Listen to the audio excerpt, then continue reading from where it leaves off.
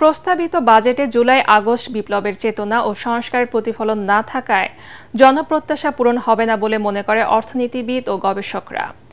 গবেষণা সংস্থা সিপিডির সম্মানীয় ফেলো ডক্টর দেবপ্রিয় ভট্টাচার্য বলেছেন, এবারের বাজেট ভুল ভ্রান্তিতে ভরা। রাজনৈতিক দল ও সংস্কার কমিশনের সাথে আলোচনা ছাড়াই বাজেটে নতুন কিছু নেই বলেও মন্তব্য করেছেন বিভিন্ন রাজনৈতিক দল ও সুশীল সমাজের প্রতিনিধিরা। তরিক ইসলামের রিপোর্ট।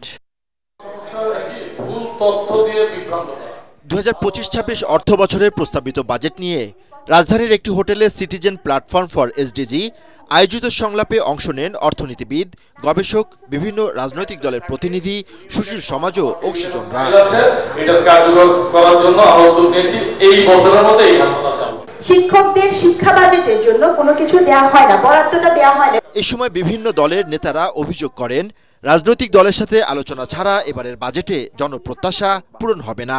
পুরো বাজেটে আমরা একটা ইনোভেটিভ পলিসি, নিউ প্রোগ্রাম পাই নাই। আমাদের প্রত্যাশা ছিল গণঅভ্যুত্থান পরবর্তী বাংলাদেশে আমরা নতুন নতুন প্রোগ্রাম দেখব। ছাত্র জনতার অভ্যুত্থানের যে আকাঙ্ক্ষাগুলো ছিল, যে চাওয়াগুলো ছিল, সেই চাওয়াগুলোর প্রতিফলন আমরা দেখতে পাইনি।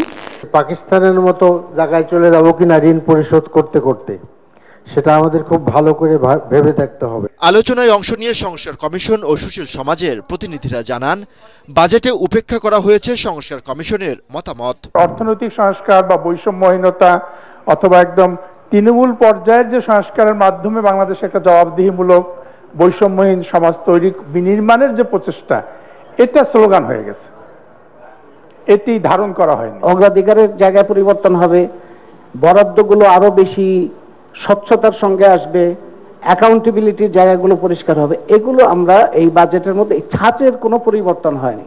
অনুষ্ঠানের সঞ্চালক ও সিপিডির সম্মাননীয় ফেলো ডক্টর দেবপ্রিয় বলেন, জনমুখী বাজেট আদায়ে ব্যর্থ হয়েছে নাগরিক সমাজ। এই বাজেটের ভিতর দিয়ে সংস্কারের যে ধারণা চেতনা আমরা সামনে এনেছিলাম, এই সরকার নিজে আমাদের দিয়ে যে কাজগুলো করিয়েছিল সেগুলোর প্রতি তারা বিশ্বস্ত থাকেনি, অনুরক্ত থাকে নাই, সেহেতু এই বাজেট সংস্কার বিমুখ বাজেট হয়েছে।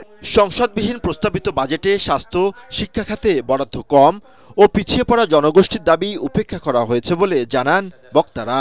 এই মুহূর্তে যারা দায়িত্ব রয়েছেন আমরা তো সবাই। তরিক ইসলাম, এটিএন বাংলা, ঢাকা।